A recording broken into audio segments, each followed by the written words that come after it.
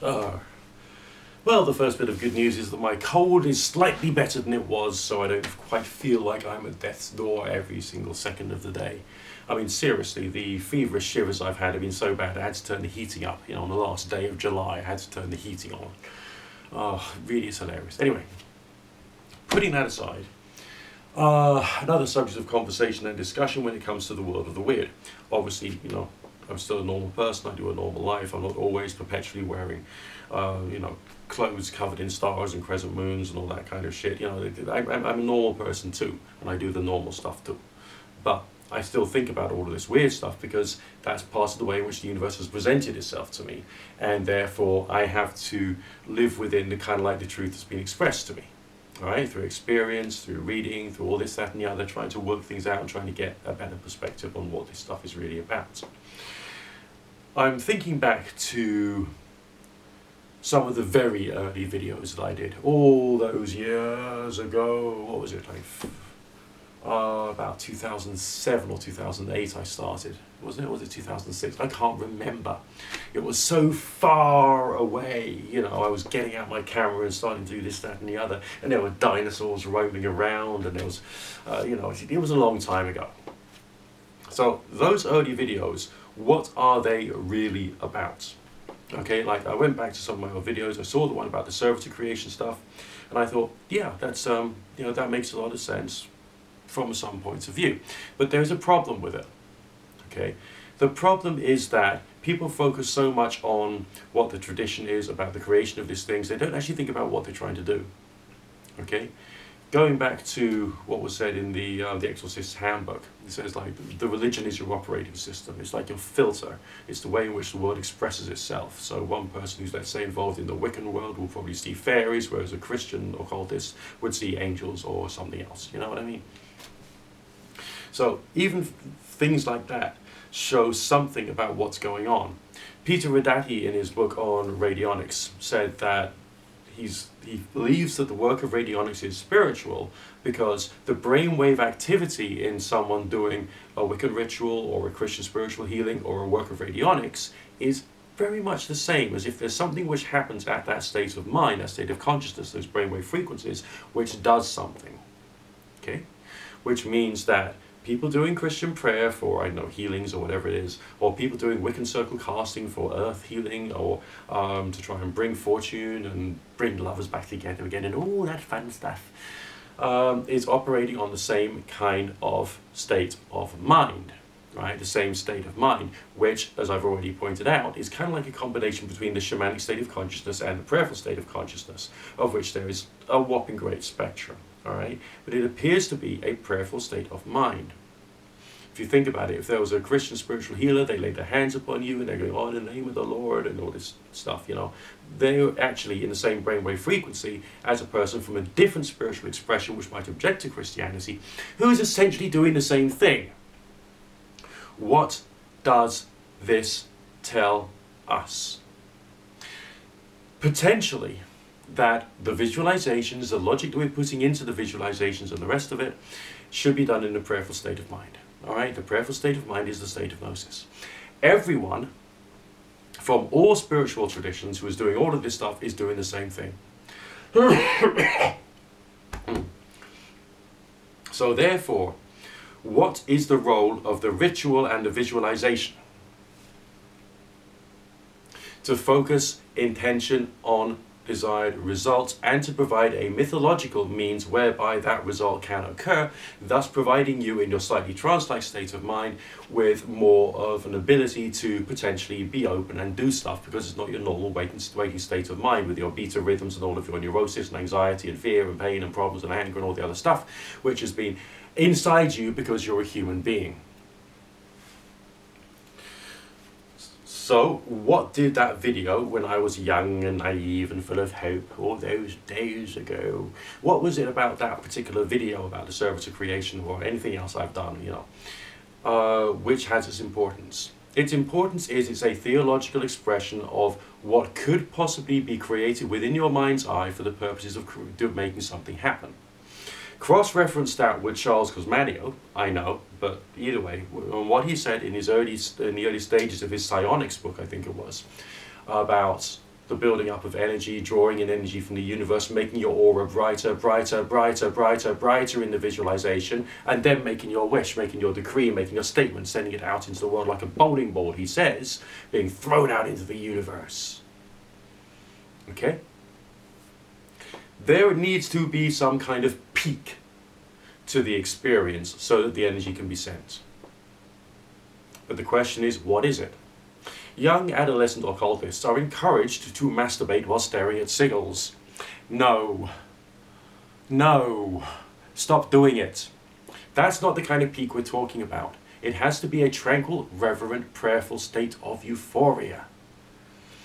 And if you're doing your visualizations, whether it's from the creation of services type visualizations, or whether it's more your higher magic type stuff, there is always a peak. In Aleister Crowley's Magic in Theory and Practice, he spoke about this, the peak of this high as being a moment when God and man, the relationship becomes consummated or something like that. It's a sense of some kind of like divine energy, which you feel somehow, and then has to be sent out. So all of this stuff about what you need to visualize when you're trying to create a server or when you're trying to create a spell and lighting candles and all this fun stuff, that's the tradition. I mean, that's the theatricals. That's the way in which you're trying to program yourself to be able to attempt to send energy. But the methodology has to be about the peak. It has to be about that moment when there's enough impetus to be able to send out a message, a blob of energy, which seems to have some kind of meaning associated with it, and has the ability, therefore, hypothetically, to affect things in the outer world. Okay? I think something similar must also happen with things like healing. I think similar things must happen with any kind of prayer work, candle work, and also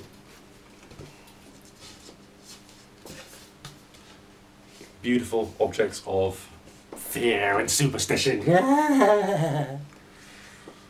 Like an inanimate object with letters and numbers on it. Okay? It has no power of its own, and if you think it does, then you're a superstitious piece of rubbish, basically. It's just a piece of wood. And so is that. Okay? It all centers on the mind. Everything has to center on the mind, and it has to center on spiritual experience. And a generation of the spiritual experience is what helps you to do things. I mean, even going back to The Projection of the Astral Body by Muldoon and Carrington, I know I've mentioned it loads of times, but if you haven't yet read it, then bloody well do so. Seriously. Alright? The state of mind of astral projection, if you're trying to do it consciously, which is very difficult to do, and I've lost a lot of my ability in it, let's be honest, is that of vertigo. It's that of a heightened, slightly scary spiritual state when the astral body exteriorizes from the physical. Do you think that maybe that euphoric state is somehow connected to the anomalous experiences of seeing guides or angels or anything else? What about dream telepathy? Maybe we're looking in the wrong place. Maybe when we turn around to people and say, oh, just visualize this, just visualize that, just do this ritual, we aren't bloody helping anybody. Not in the least. When you think about it, what was it? Just think back. Just think back, right? There must have been a time when you decided to start looking into all this weird stuff. Okay? And at that time, you had specific interpretations and needs and requirements for knowledge, and also specific things you wanted to bring into your life. Which ones came in and which ones didn't? And how did your personal and self-development operate and change when you realized that you couldn't achieve what you wanted to achieve? Okay? And how did that affect your ability to look into spiritual experience? Because these two things are different. When I came into occultism, that was the days when everyone used the phrase, it works. It works. They don't do that as much now, which I think is interesting. But there are still people who are simplistic and use the language like that. Okay, so the original reason that you came into all this stuff didn't happen. The original thing you wanted to achieve, maybe that didn't happen. But if you stopped your interest in the development of spiritual experience, I think you're missing out on a wealth of complexity and ideas and experiences which could shift your perspective of spiritual reality. And the more you have these experiences, the more you will realize that you're not going crazy. Okay, some of you might be. Some of you might be. Okay, some of you might be complete lunatics who haven't actually looked at everything going on in your mind in a mindful way and learned how to separate that which is objective and true in reality from what goes on inside your mind. Most of us humans are to a certain extent like that because we process things through our brains, and our brains are an organ which tries to make sense of the world. And as a result of that, we often make really big glaring mistakes because we're humans. Okay? So our perceptions need to go through some kind of change. Need to go through some kind of practical reformatting. When people turn around to you and say, it works. Obviously they're wrong, because we can't say something is absolute about something that's complicated. And if we have to reliably reach a certain particular state of mind in order to be able to do things, and as Dean Radin suggested in his writings, human skill is variable, therefore you won't be able to reliably necessarily get there, you therefore can't say it works, can you? Okay, I've been recovering from a cold, I needed something that works, I got Beecham's pills, but that's it, done, dusted. I wasn't going to start burning yellow candles on a Tuesday afternoon to try and cure myself of a cold, would I? No. Right. So my opinion about life is that, about 20% of it is your spiritual side of things, which is important, and the rest of it is your mundane life, which requires attention and focus. I think, strangely enough, there's some kind of ratio about that with the tarot. All right, because the major arcana is the major mystery, the major secret, which is supposed to be the secret of faith. All right, whereas the minor arcana, which has more cards in it, that's supposed to be regular life. Right? So I think the tarot was trying to teach us some way about how we should be applying our attitude towards our spirituality and our mundane life. Now maybe this overlaps with things such as how we go about physical healing. I mean, I've been through so many alternative therapies, I've started writing a book on this. I don't know whether it'll actually go anywhere, but we'll see what happens. Okay, but this is my theory, is that with physical health and physical healing, 20% is your spiritual, 80% has to be your physical. And I think the same must be true with everything else in life as well. If you were someone who was the kind of person who enjoyed burning green candles for the purpose of trying to bring wealth to yourself, let's say, all right, would you be exclusively doing that? Or would you also actually be going out into the world and actually creating the ability to develop the wealth for yourself? Which way around would it be? And if you did get a result in terms of your revenue increases, your work does better, you can afford to look after your family better, whatever it is, what would you associate and ascribe it to? Now, we're not thinking about your religious devotations here. We're not thinking about your spiritual devotations here and what you personally feel connected to and what particular ideas you think are necessarily right in the outer world. But objectively,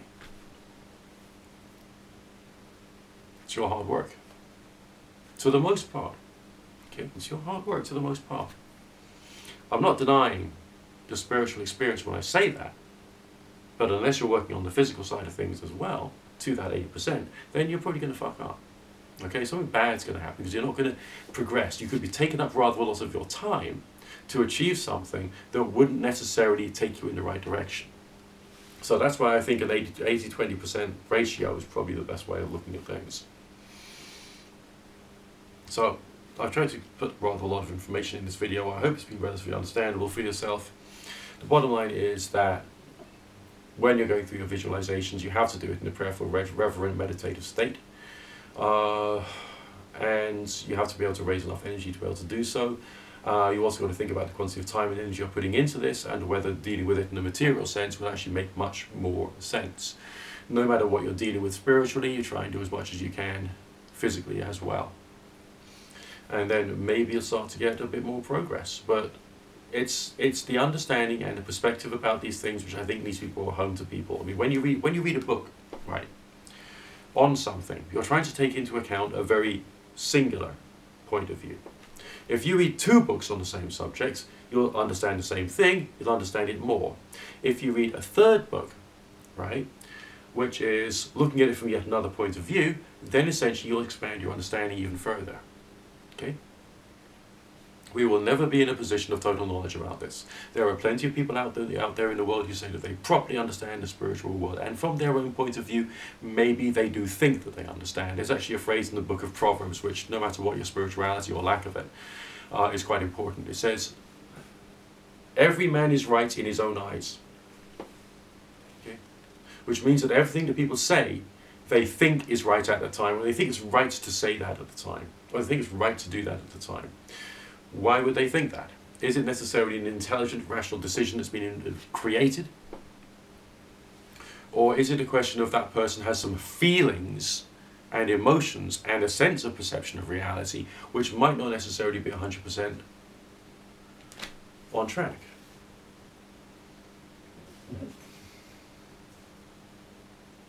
We always have to think about who's creating reality for us, why they've done it, what they're trying to say, what we can take from those things, and what we can then create for ourselves.